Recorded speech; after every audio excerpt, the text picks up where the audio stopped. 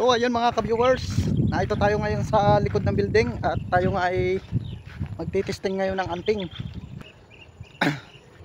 So ngayon nga pala mga ka-viewers ay titestingin po natin yung anting-anting natin. So yun, naito po tayo sa likod at malayo po tayo dun sa sa barracks. Malayo tayo, naito tayo ngayon sa likod mga ka-viewers.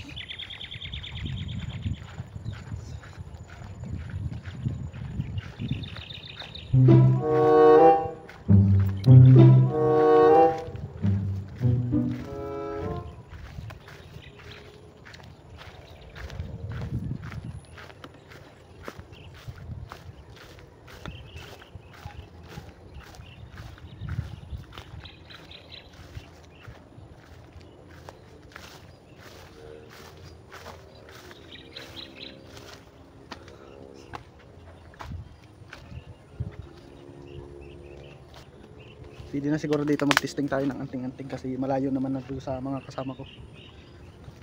So ayun mga ka-viewers, titestingin po natin yung ating anting-anting at wala nga po tayong kasama dito kahit isa.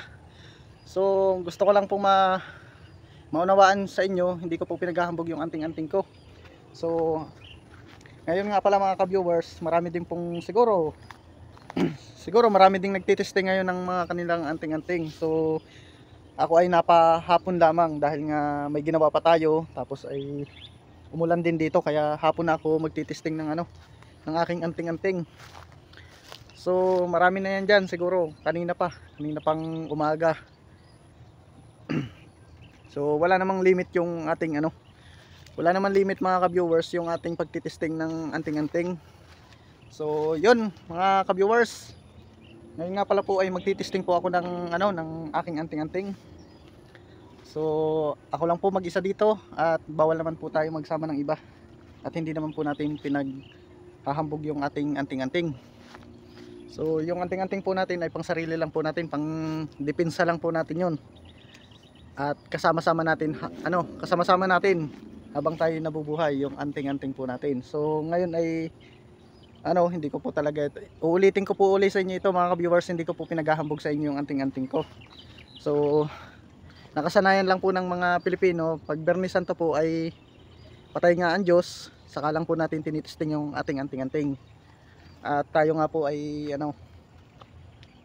yun yung ating paniniwala mga ka-viewers. So ayun mga ka-viewers, huwag natin patagal-tagalan nito at tayo nga ay magtitesting na po tayo ng So ayun mga ka-viewers, nakikita ninyo itong kahoy na ito, dito ko po ipapatong yung aking anting-anting. Ako lang mga ka-viewers, maunawaan ninyo, ang ipantitesting po natin doon sa ating anting-anting ay baril. So yung baril naman natin ay merong permit mga ka-viewers. So huwag kayong mangamba kasi may permit naman yung ating baril, hindi tayo gagamit ng ng walang permit. So ang gagamitin ko nga pala mga ka-viewers ay Uzi. Kaya pumutok mga ka-viewers yung aking baril at tinamaan siya, ibig sabihin huwad yung aking aking anting-anting. Pero pag hindi siya pumutok, ibig sabihin hindi po huwad yung aking anting-anting. So ayun mga ka-viewers, testingin na po natin yung ating anting-anting mga ka-viewers.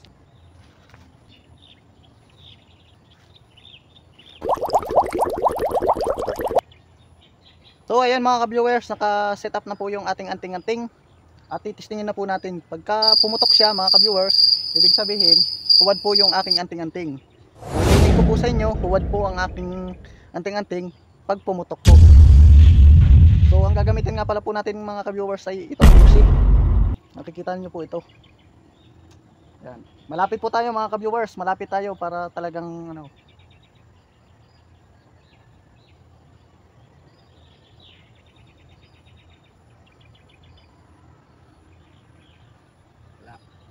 ayaw pumutok mga ka-viewers.